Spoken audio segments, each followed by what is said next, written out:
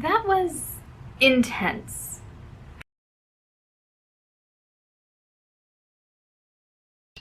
Hey guys, I'm your teen librarian Gina, and in April you told me to read Name Verity by Elizabeth Wein.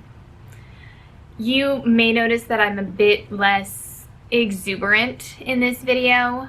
That is in no way a reflection of my opinion of this book. I thought it was fairly amazing, actually, but I personally feel it deserves a certain level of solemnity when discussing it.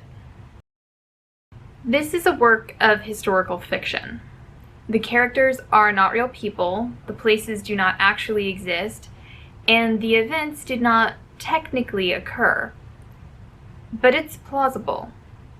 Reading the author's note at the end of the book shows how much research Wein did and how even the things she thought were stretching the truth had more of a potential basis in reality than she was expecting.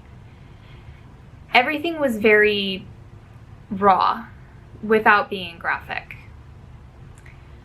There are two parts to this story. The first is the account of an espionage agent named Julie who is writing her confession after being tortured into compliance by the German Gestapo during World War II. The second half is the account of Kitty Hawk, a female air transit authority pilot who flew Julie into France for the mission and was shot down. Julie's portion tells the story of how she got to where she is. It's the story of how she met Maggie, aka Kitty Hawk, their friendship, and the things they were able to accomplish together, which drew them to the attention of the special operations and led to Julie's espionage work.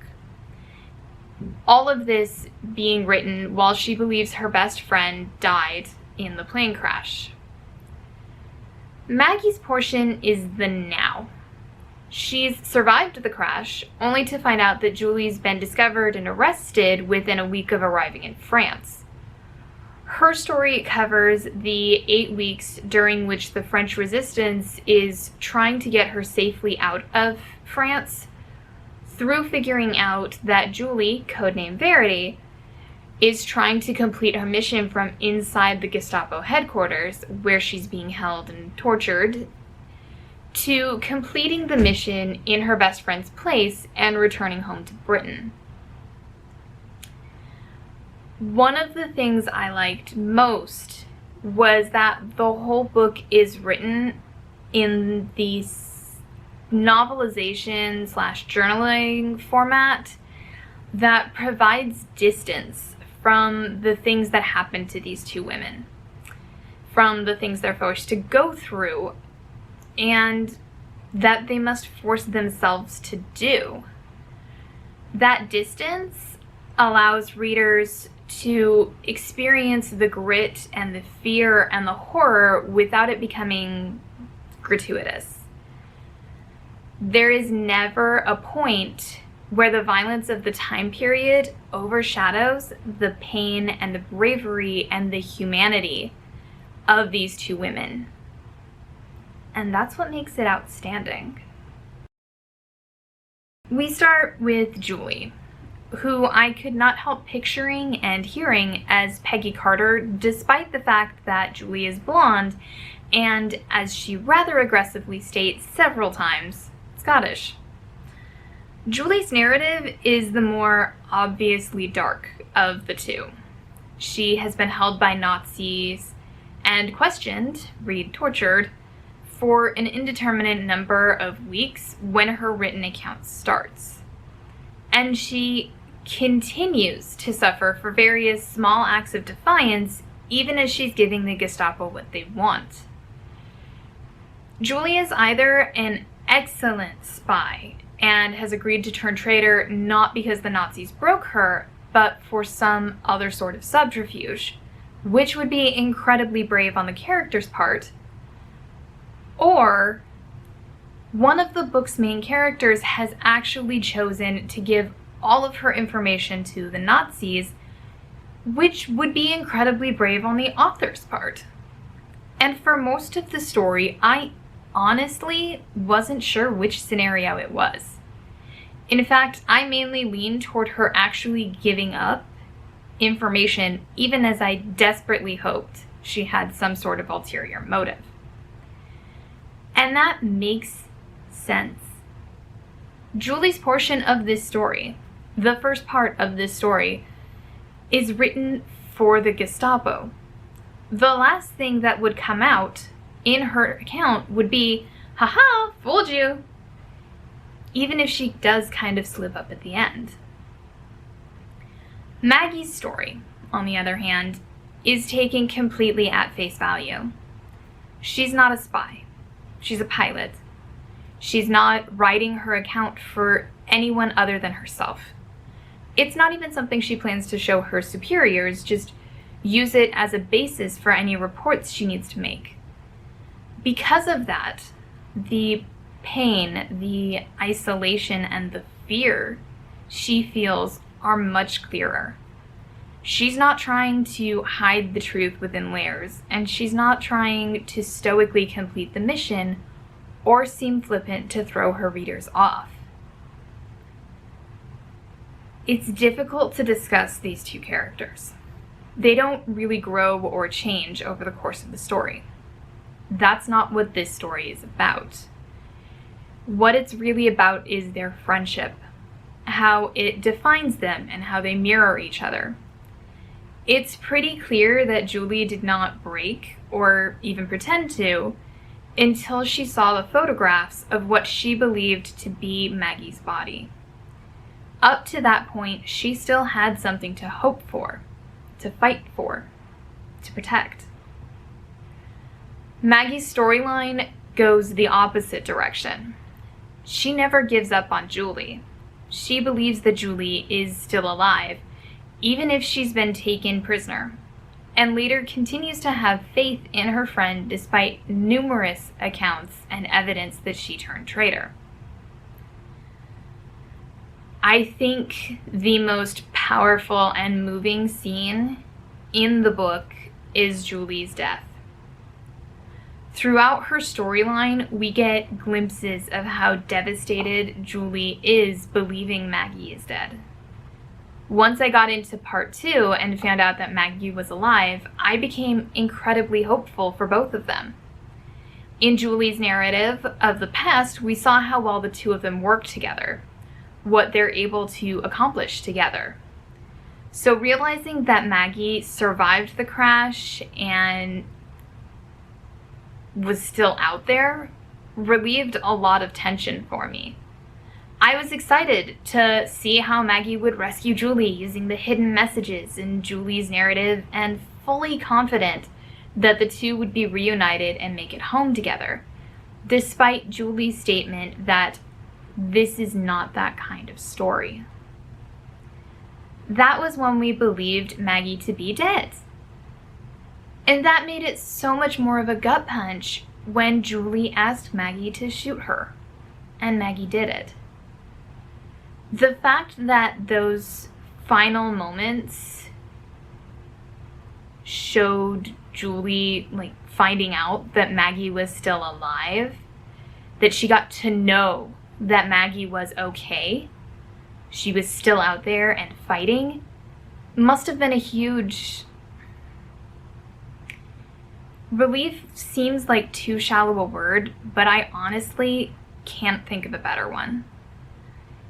And that Julie actually got to choose her own ending when so many other choices were taken from her was, well, it was. And Maggie's role. The fact that she facilitated that choice, despite how desperate she was to rescue Julie, that she killed her best friend in order to prevent her from suffering something far worse. The action itself was heartbreaking, and I honestly hoped that Maggie had just injured Julie and that she would be rescued when they broke into the Gestapo headquarters, until the narrative specifically told me that Julie's body was left on the road. But the devotion between these friends, the love and trust between them, is inspiring. So because this was a standalone book, don't have a whole lot of theories for it. I feel like it was mostly self-contained.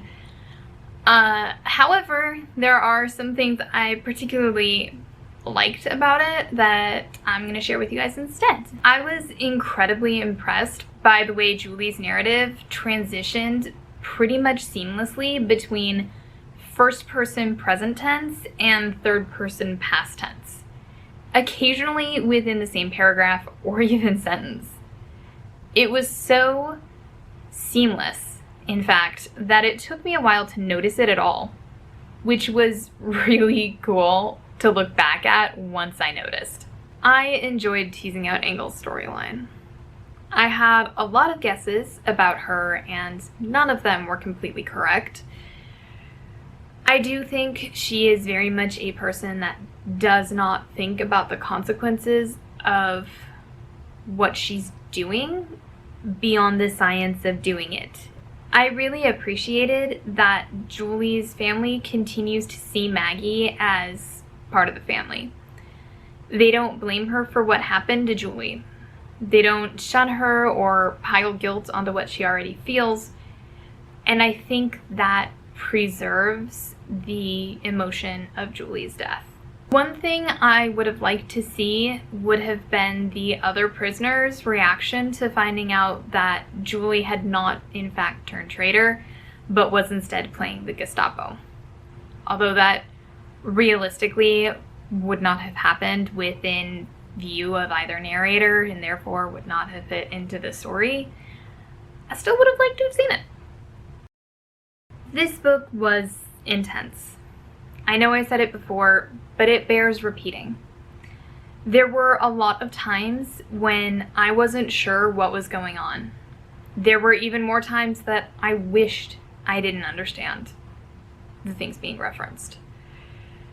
It was difficult to get through in some places, not because of the writing style or word choices or sentence structure, but because of the content. Because while this book is a work of fiction, the experiences that these two women are being put through, physically, mentally, and emotionally, are real. This is a very realistic view of World War II. Would I recommend this book? Yes, of course, definitely. It's an amazing story. But keep in mind that this is not a romanticized view of espionage or World War II. If you're more interested in the intrigue of hiding the truth from your captors, prevalent in Verity's narrative, check out The Librarian of Auschwitz by Antonio Iturbe. Based on the real-life experience of Auschwitz prisoner Dita Kraus, who was taken from the Terezin ghetto in Prague with her family. At the age of 14, she was asked by a Jewish leader in the concentration camp to take charge of 8 books which had been smuggled in by other prisoners. She would hide the volumes in her smock and loan them out to people in the camp's family housing to be used in secretly teaching the children in Block 31. If you were fascinated by the life and struggles of ATA pilot Kitty Hawk, take a look at Fly Girl by Sherry L. Smith. Ida Mae Jones dreams of flight, but being a woman and being black are 2 strikes against her.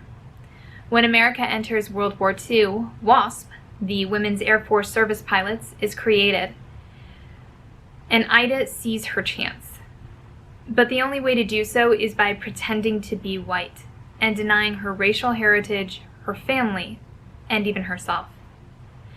Ida Mae must decide who she wants to be, even as she chases her dream. That is my review of Name Verity by Elizabeth Wein. Thank you guys so much for tuning in. I hope you enjoyed the video. Make sure to vote for June's Tell Me What to Read between the 1st and the 15th of the month on the Linking to Libraries blog. And join us on Discord for teen programs, activities, and events. And like, subscribe, ring the bell to stay up to date with what's going on for you at your library.